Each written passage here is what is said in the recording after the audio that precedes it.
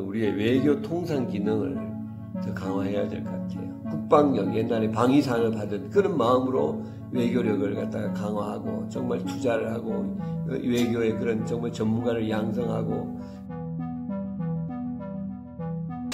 안녕하십니까. 저는 성철입니다. 저는 오늘 우리가 지금 나라에 할 일이 굉장히 많지만 가장 시급하게 해야 될 일 하나를 좀 제기하고 싶습니다. 그건 뭐냐면 우리의 외교 통상 기능을 더 강화해야 될 것 같아요. 지금 세계가 지금 급속도로 바뀌고 있지 않습니까? 4차 산업혁명이라는 거대한 파고 강화가 진행되는 가운데 지금 세계의 질서가 다시 옛날에 우리가 미소와 같은 그런 냉전 체제, 그건 군사력을 기반으로 한 냉전 체제에서 지금은 다시 경제력에 기반한 2대 강국 간의 냉전 체제 혹은 경쟁 치열한 대립과 갈등의 체제로 바뀌는 것 같다는 그 예상을 우리가 할 수 있지 않습니까? 바로 미중 관계죠.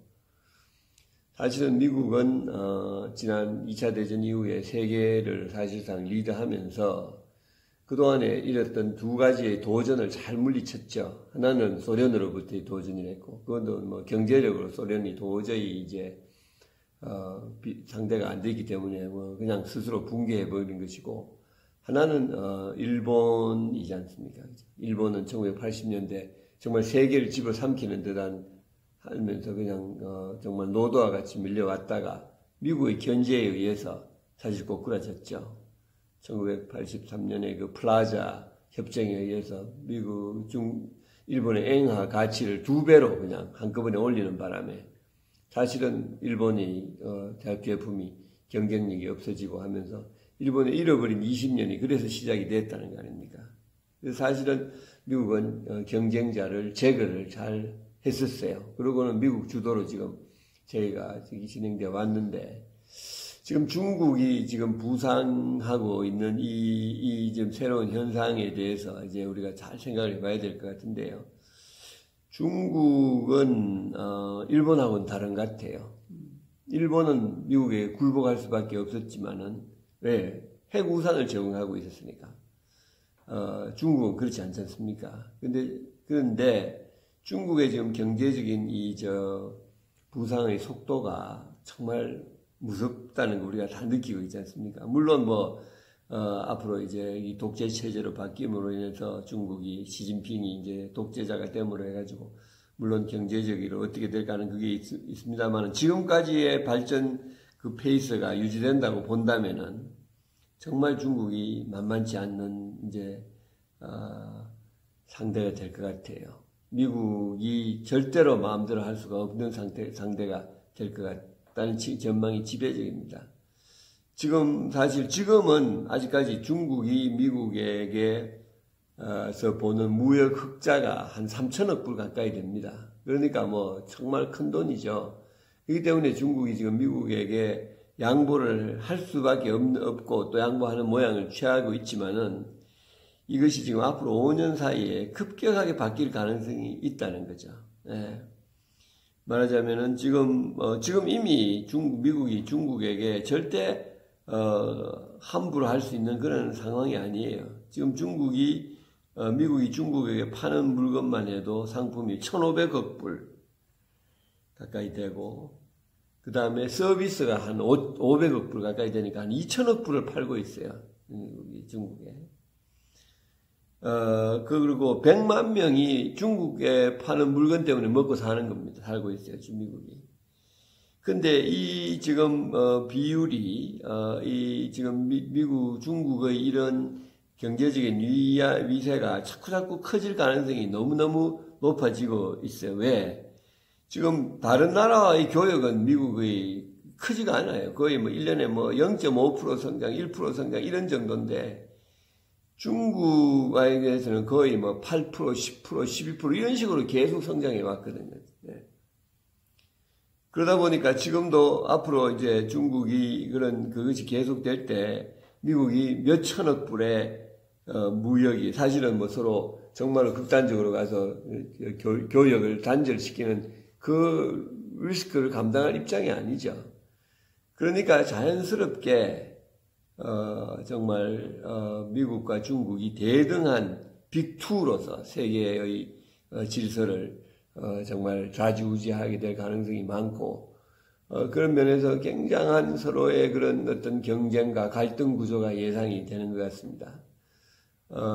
지금 뭐 사실 이미 경제 규모 자체가 중국이 소위 국제 가격이라는 인터내셔널 프라이스라는 기준으로 봤을 때 이미 중국의 GDP가 미국을 능가했다는 주장도 나오고 있을 정도로 지금 중국의 위상이 대단하고 그 다음에 중국이 지금 이루어내고 있는 과학기술의 발전, 그죠?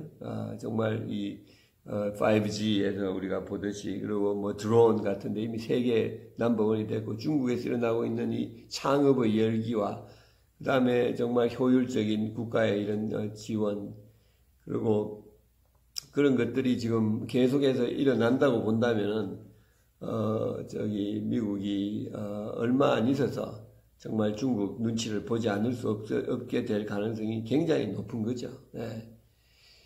이제 그렇게 봤을 때 과연 이제 우리는 정말 정말 참담한 경험을 했지 않습니까? 중국이라는 나라가 어떤 나라인지 자기의 이익이 걸려 있을 때 어떻게 돌변할 수 있는 나라라는 건 우리가 불과 2, 3년 전에 참담하게 경험했지 않습니까? 사드. 예? 그것에서 우리는 그런 나라와 중미국이 양쪽에서 경쟁하고 갈등하고 할 때 우리나라가 어떤 포지션을 취하고 어떻게 여기서 지혜롭게 나갈 수 있을까 하는 것은 우리에게 정말 절대절명의 하나의 앞으로의 과제가 될 것 같다는 생각이 듭니다. 뭐 기재롭게 그러니까 미국 편이면서 미국의 핵 우산을 우리가 받고 있으니까 도움을 받고 있으니까 미국에 물론 웃어내야 되지만 중국을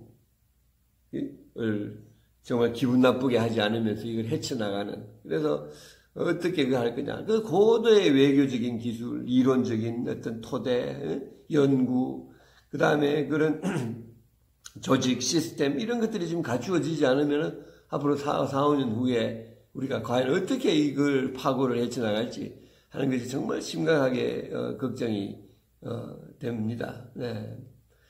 근데 지금 아시는 대로 지금 우리나라 외교통상부는 한마디로 말해서 있는지 없는지 모르지 않습니까? 지금 뭘 하고 있는지 어떤 기능을 하고 있는지 어떤 준비를 하고 있는지 전혀 존재감이 없죠. 뿐만 아니라 도저히 상식적으로 다른 나라의 웃음거리가 될 그런 외교적인 실수들 이번에 체코 방문했을 때 같은 그런 말도 안 되는 체코슬로바키아라고 부르고 정말 국명도 잘못하는 이런 형태의 정말 그 한 가운데 청와대가 모든 걸 잡고서 그냥 청와대에 지원하는 한 개의 어떻게 보면 하수인 같은 그런 역할밖에는 전혀 지금 그 모양이 보이지가 않고 있습니다. 거기다가 산업자원부에 속한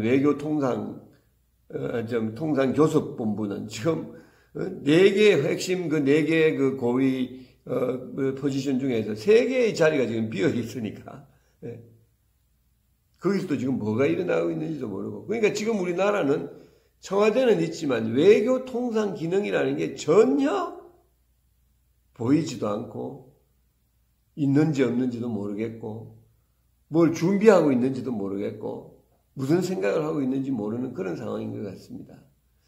지금 앞으로 이제 무력 자체는 큰 의미가 없잖아요. 그죠? 우리가 뭐 핵폭탄 갖고 있어 봐야 사실 쓸 수 없는 거예요. 그거는. 네.